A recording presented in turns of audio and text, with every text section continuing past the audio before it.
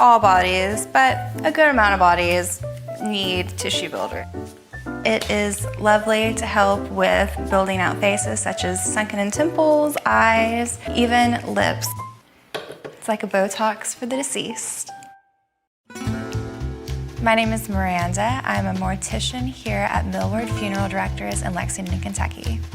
This is the entrance to Millward's, our casket showroom. Walnut, hickory, maple, I mean, all kinds. This room is our visitation room. We call this our music room. What I'm sitting on is an antique. This is a casket bier. It's made for casketed bodies. This is our embalming room. This is an absolutely sacred place, and no one is allowed in here without authorization.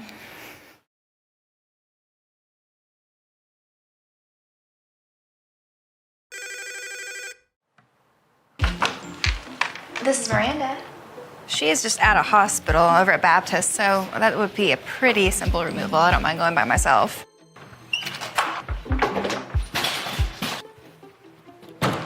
Right now I'm going to Baptist to pick up a decedent who has just expired.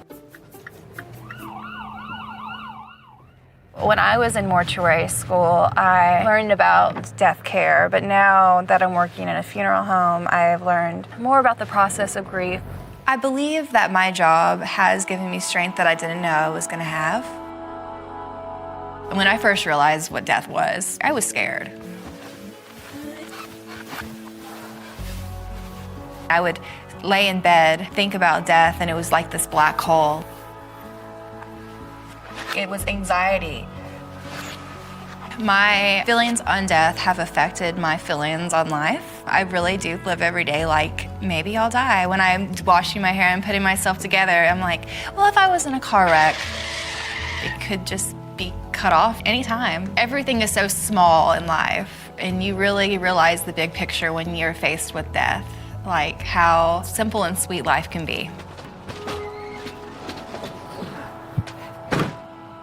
I believe that women in the death industry are the change we need in funeral service. For a long time, it was a men-driven business. And having women in this field, it's lightening the load for these grieving families.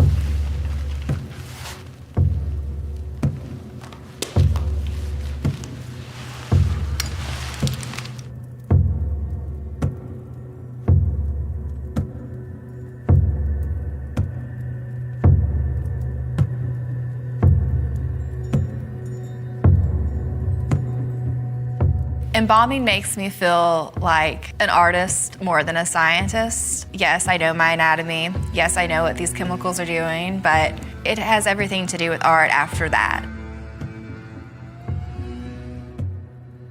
An average embalming from start to finish for me takes anywhere from an hour and a half to 2 hours. I look at the deceased and think, wow, after everything they've done on earth, it just must be amazing to be having the answers that they've finally been given. I might even talk to them sometimes. They haven't talked back yet.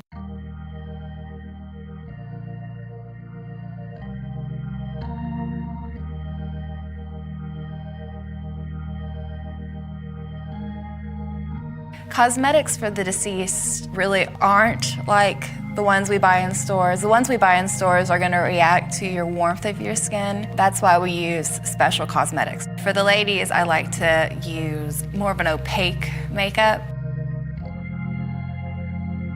After I do cosmetics on a body and dress a body, I look at that body in the casket and think, maybe this is how you look in the afterlife. I hope that's what families take away from what I do as well, that they can have that image of their loved one enjoying whatever's next. I think green burial is lovely. Cremation is also an option. There's so many options for cremation, which I think is a good thing. But I also obviously think embalming is beneficial for the viewing process. Viewing is #1 priority. This beautiful pink and white casket has been very popular with our little elderly ladies. Even if it's just you coming in and spending a minute with your loved one, I think it's so important to view the body. When I die, I would like my makeup look to be like my everyday look. My lipstick will be a bright red, preferably Ruby Woo from MAC. The brighter, the better. I feel like I've gained a positive outlook on death more than a fear. I'm not afraid of the dead body. I'm not afraid of touching the dead body. I'm not afraid of cleaning up. I'm not afraid of just being a comfort to someone that most people would be afraid to comfort. If someone dies and I'm there, I will absolutely and honestly take care of your loved one as though you were taking care of them. I will give them the love that you will give them. I will make sure that whatever happens to them happens with respect and dignity. I just hope that people can take away that death doesn't have to be a negative experience.